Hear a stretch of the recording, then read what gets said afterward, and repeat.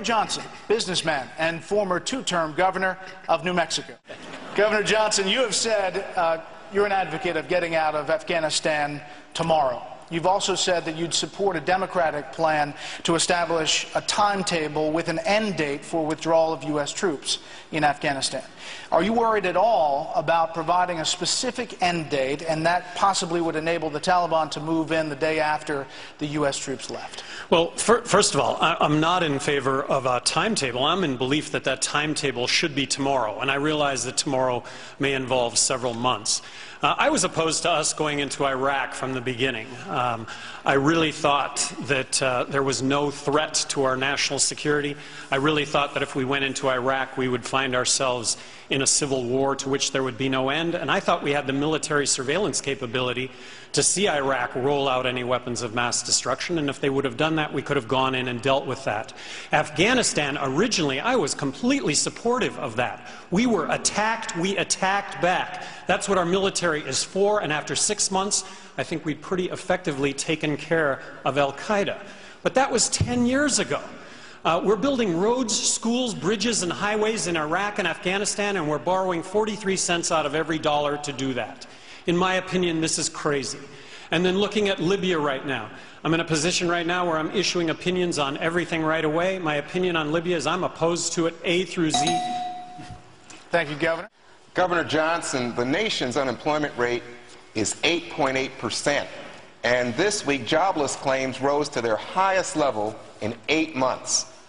Among your proposals for getting the private sector to start hiring are eliminating corporate income tax, doing away with the federal minimum wage law, and to stop extending unemployment benefits. Isn't that just a windfall for big business? Well, absolutely not. I think that repealing or doing away with the corporate income tax is simply getting us back to where we were. And we need to understand that the corporate income tax is a double tax, that we all own the corporations, and when income gets distributed to us, we pay the tax on that. So we have the highest corporate income tax in the world right now. Let's abolish it. Let's make it the way that it was to begin with, and that will literally create tens of millions of jobs overnight, because this country will be the only place to establish, grow, build, nurture business. Why won't that happen?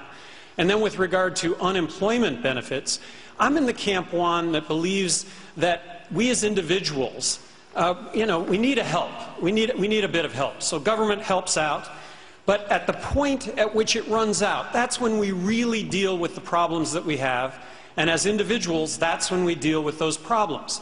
So does government actually perhaps make the problem worse as opposed to better by having a finite amount of time that you would receive unemployment benefits? You say that Medicare and Medicaid should be cut almost in half, turned into block grants, and that the state should in effect run health care.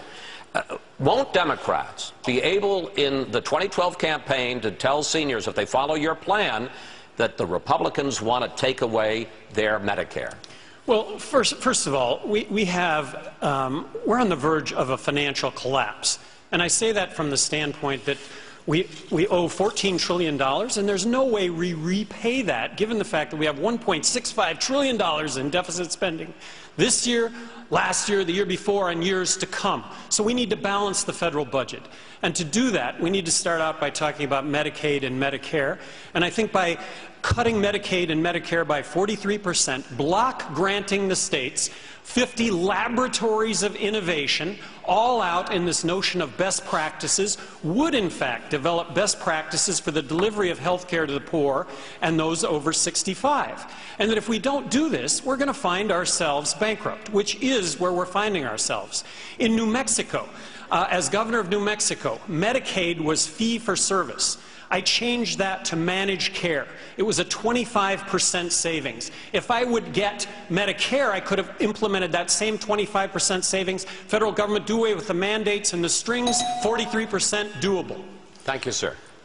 Governor, we promise we'll be fair and balanced with the question time. Fair and balanced. We promise. That's what I was... Governor Johnson, another question for you.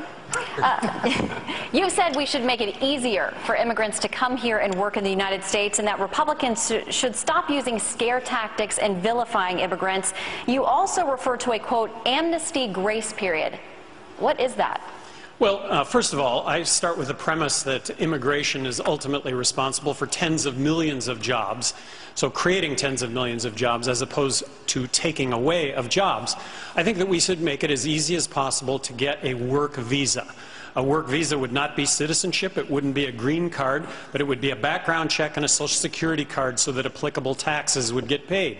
Immigration needs to be about work, not welfare. With regard to the 11 million illegal immigrants that are here in this country right now, I think we need to recognize that the government's the main reason they're here illegally. They've made it impossible to get a work visa. So set up a grace period whereby those 11 million can get a work visa, not citizenship, not a green card, but a work visa. Document those workers. And then so when it comes to building a fence across 2,000 miles of border, when it comes to putting the National Guard arm in arm across 2,000 miles of border, in my opinion, that would be a whole lot of money spent with very little, if any, benefit whatsoever. Thank you, Governor. Johnson, prospective Republican candidate Donald Trump has proposed putting a 25% tax on Chinese imports if China does not stop manipulating its currency. Do you agree with that? What would you do?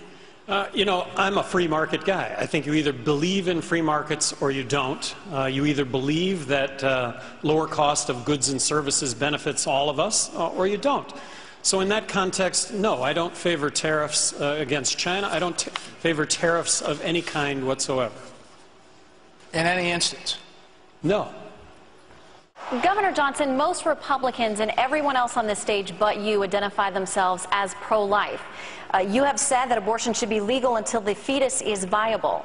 How do you hope to woo conservative GOP voters here in South Carolina and across the country with that position? Well, I support a woman's right to choose up until viability of the fetus. As governor of New Mexico, I would have signed a bill banning late-term abortion. I've always favored parental notification. I've always favored counseling.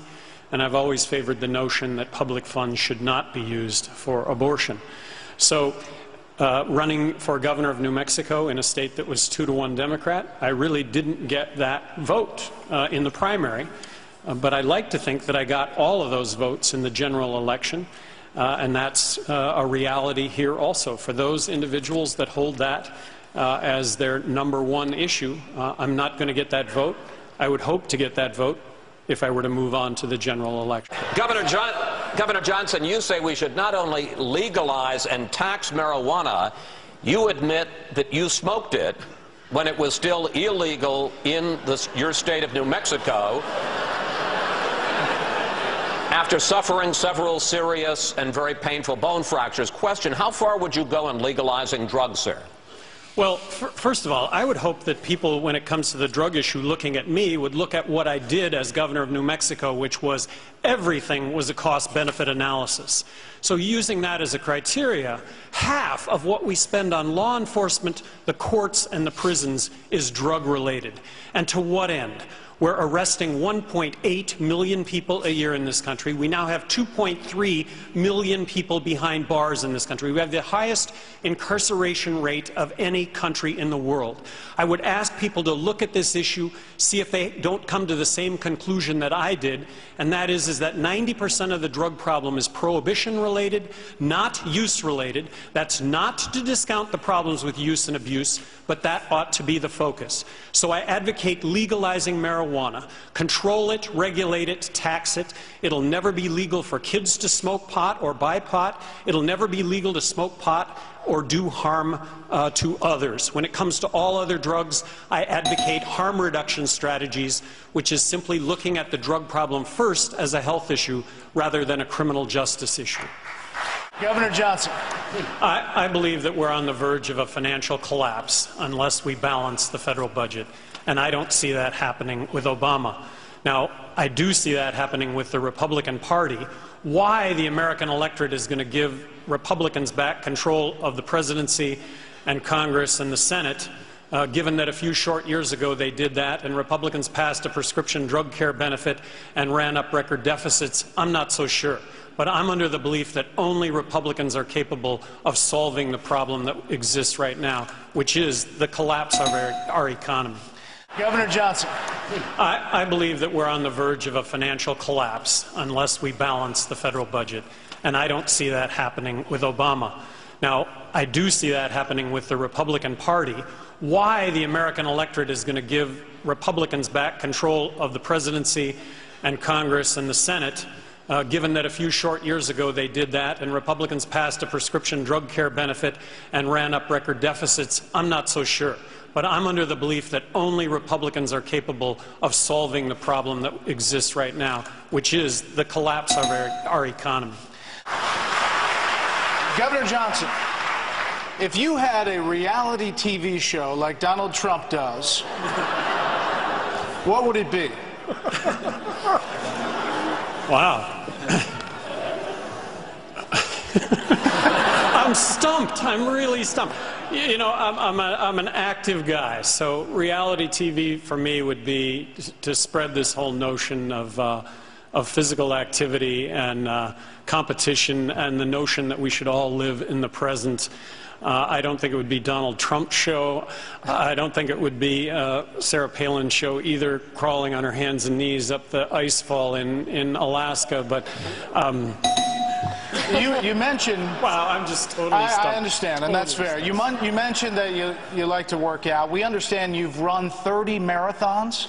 I've run 30 marathons. What are in my you lifetime. running away from?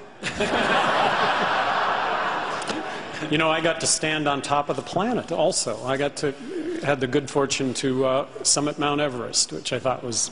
I have a goal to climb the highest mountain on each continent. So now I get to finish my reality show. I hope to climb the highest mountain on each of the 7 continents. I have 3 to go, so my reality show would be trying those last 3. We knew we'd get there. Thank you. Governor Johnson. I'm an entrepreneur that ran for governor of New Mexico promising to bring a common-sense business approach to state government, that everything was going to be a cost-benefit analysis. I got reelected in a state that was 2-to-1 Democrat. I think we're on the verge of a financial collapse unless we balance the budget, and that means some really, really tough choices that are all doable, and they're all doable under the context of a common-sense business approach to the way government does business and a cost-benefit analysis that goes along with everything that government is doing. Gary Johnson, 2012.com.